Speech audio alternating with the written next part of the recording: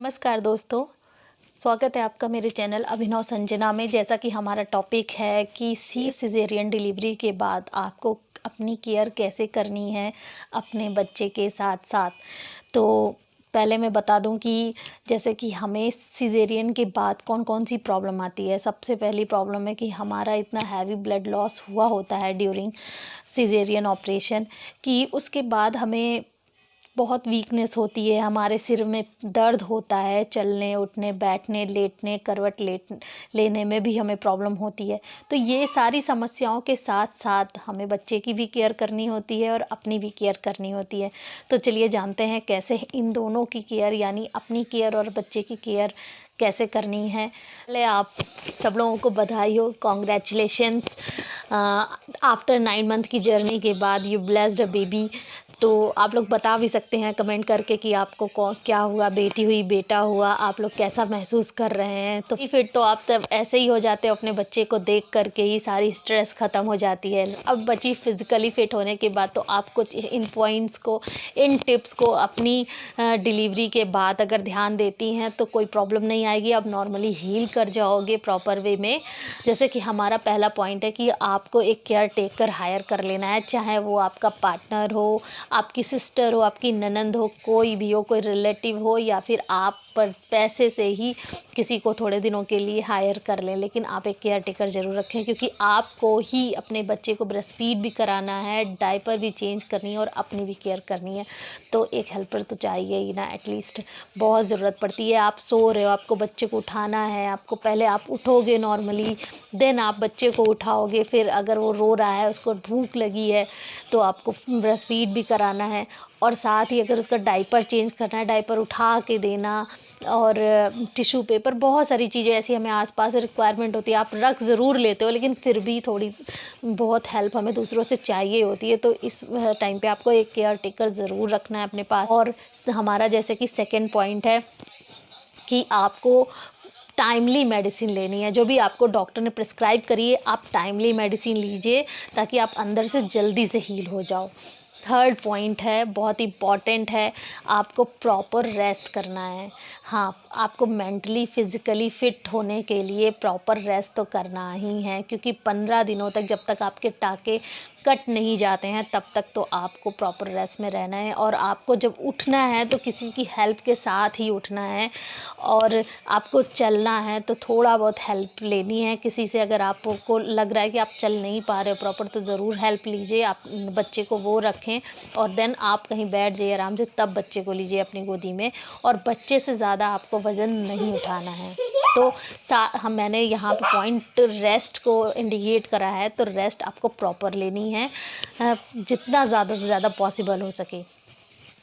अब मेरा next point है आपकी डाइट इतनी इम्पॉर्टेंट है, क्योंकि आपको ब्रेस्ट फीड भी कराना है। तो आपकी डाइट ऐसी होनी चाहिए जिससे आपको भी फिज़िकली दिक्कत ना हो और आपके बच्चे को भी पर्याप्त दूध भी मिल जाए। क्योंकि शुरुआत में डॉक्टर्स जैसे कहते हैं कि माँ का ही दूध सर्वोत्तम दूध होता है बच्चे के लिए। तो इसलिए उस बच्चे को भी पर्याप्त मात्रा में दूध मिल जाए। तो ऐसा आपकी थाली में आपका ऐसा भोजन, ऐसा खाना होना चाहिए। जैसे कि हमारे बड़े बुजुर्ग ने भी कहा है कि अगर आपकी थाली में एक कटोरी सुबह दाल और एक कटोरी शाम को दाल रहती है तो बच्चे को दूध की कमी नहीं होती है। तो आप कोई भी दाल ले सकती हैं जो फाइबर रिच्ड हो। फाइबर रिच्ड मीन्स जैसे कि आपकी छिलके वाली दालें हो सकती हैं, इससे आपको कॉन्स्टिपेशन की प्रॉब्लम नहीं होगी। मूंग की दाल रखिए थोड़ी बहुत, उसमें अरहर की भी दाल, तूर की दाल भी ऐड ऑन कर सकते हैं फॉर द टेस्ट चेंज के लिए उसको। और उसके साथ ग्रीन लीफी वेजिटेबल और ज़्यादा हार्ड सलाद ना खाएं, पतली रोटी खाएं और चावल वगैरह अगर आपके डॉक्टर अलाउ करते हैं तो ही खाएं।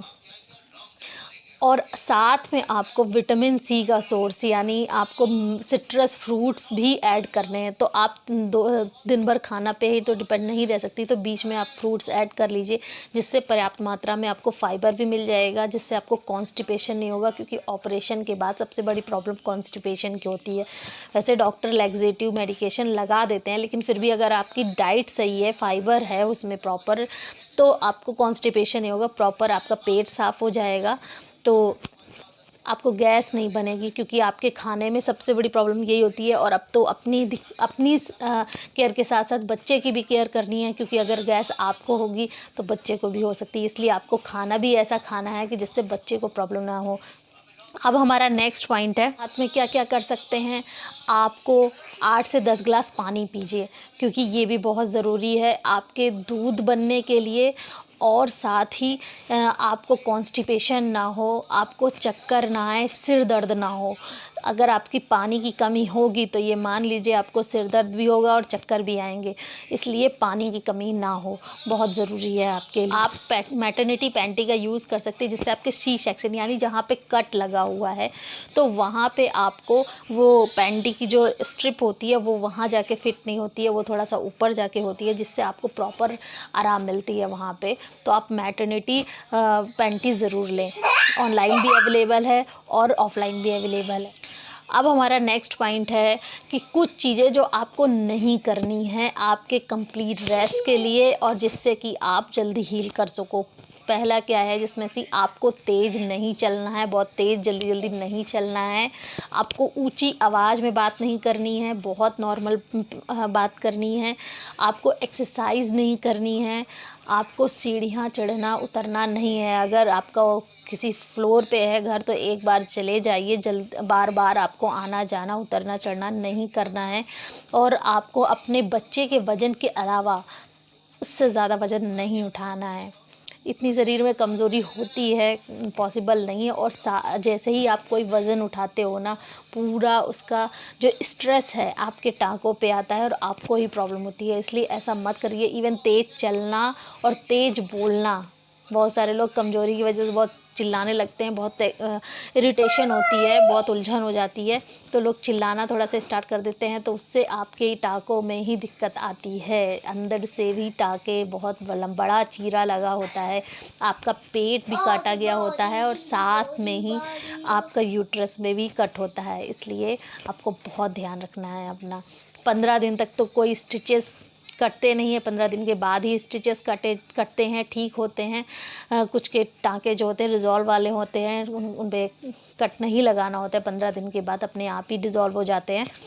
लेकिन जिनके काटने वाले होते हैं तो 15 दिन में, लेकिन फिर भी अपना केयर करना है। और हाँ, इसके बाद आपको देखना है कि आप डेली अपने स्टिचेस को क्लीन करें। अगर आप नहीं कर पा रहे हैं तो प्लीज़ आप अपने डॉक्टर से ही कराएं जा कर के, या फिर किसी नर्स को आसपास हो उसे बुला लें, उससे कराएं, क्योंकि जो होती हैं प्रॉपर वे में इसको क्लीन कर देती हैं। आपको इन्फेक्शन के चांसेस बहुत कम हो जाते हैं, इवन ख़त्म ही हो जाते हैं। और हम लोग जब खुद से करते हैं तो थोड़ा डर डर के कर रहे होते हैं कि कट है लगा है, वहाँ पे थोड़ा आराम आराम से करते हैं। लेकिन प्लीज़ आप डॉक्टर से या नर्स से ही क्लीनिंग करवाएं, बैंडेजिंग करवाएं, पट्टी करवाएं। और अगर डेली नहीं करवा पा रहे तो अल्टरनेट बेसिस पे करवाएं। डॉक्टर की सलाह के बाद ही नहाना होता है। स्टिचेस गीले नहीं होने चाहिए, क्योंकि अगर आपकी स्टिचेस गीले हो जाएंगे तो इन्फेक्शन के चांसेस बहुत बढ़ जाते हैं।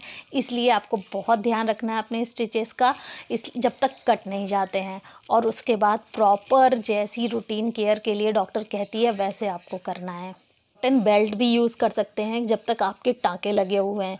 इससे आपको उठने बैठने में बहुत सहायता मिलती है, क्योंकि आपकी पेट टमी पूरी लूज़ हो रखी होती है अंदर पूरा, क्योंकि एक बच्चा 3 किलो तक 2.5 से 3 किलो तक का बच्चा बाहर आया होता है, उससे ज़्यादा भी हो सकता है। तो सोचिए वहाँ पे बहुत स्पेस हो जाता है, हमारे ऑर्गन भी बहुत लूज़ हो जाते हैं, अंदर से हड्डियों में बहुत स्पेस आ जाता है। तो अगर आप वो बैंडेज, वो कॉटन की बेल्ट अगर आप यूज़ करती हैं, सी सेक्शन बेल्ट बोलते हैं उसको, और वो कपड़े की होती है, याद रखें वो कपड़े की होती है, कॉटन के कपड़े की होती है, तो वो आप अगर 15 से 1.5 महीने तक यूज़ करते हैं, क्योंकि 1.5 महीने के बाद ही आप हार्ड वाली बेल्ट यूज़ कर सकती हैं। तो अगर आप वो बेल्ट यूज़ कर रही हैं तो आपको उठने बैठने में बहुत आराम रहती है। और अब हम लोग बात करते हैं कि अगर आपके स्टिचेस में कोई प्रॉब्लम आ रही है, आप कैसे समझ पाओगे कि आपके स्टिचेस में आपको प्रॉब्लम आ रही है, इन्फेक्शंस के चांसेस बढ़ रहे हैं। जैसे कि वहाँ पे आपको ईचिंग महसूस हो सकती है, कोई थोड़ी वहाँ पे स्वेलिंग फील होगी, वहाँ पे आपको एबनॉर्मल सी स्मेल आएगी, थोड़ी अजीब सी स्मेल आएगी जो अच्छी फील नहीं होगी आपको। आपके घाव वाले एरिया पे ब्लीडिंग हो सकती है, वहाँ पे हल्का फुल्का पस जैसा भी आ सकता है, येलो या वाइट पानी भी आ सकता है, और साथ में ही आपको फीवर भी हो सकता है। तो ये सारे पॉइंट्स आप ध्यान रखिए कि कहीं आपको ये सब चीज़ें हो तो नहीं रही हैं। अपनी केयर के साथ साथ अपनी बच्चे की भी केयर करना है, आपको ध्यान रखना है।